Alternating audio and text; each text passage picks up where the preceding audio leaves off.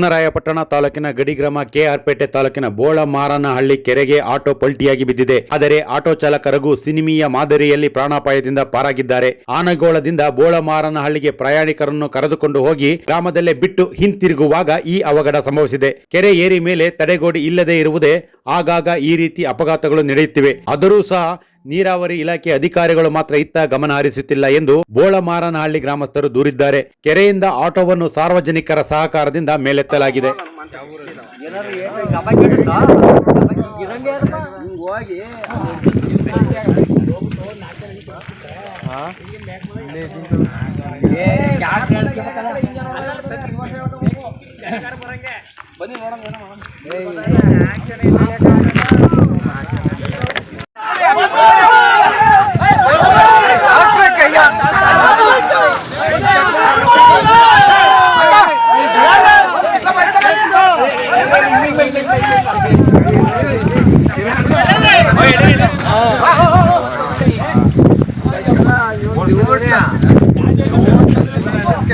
ಕೆಳಿ ಕೇಳ್ತಾವನೆ ಅದು ಹೋಗಿರೋದು.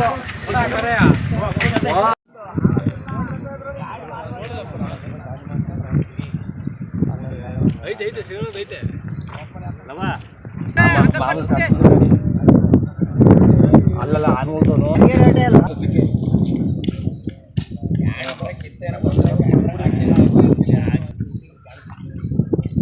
ಹೌದಾ?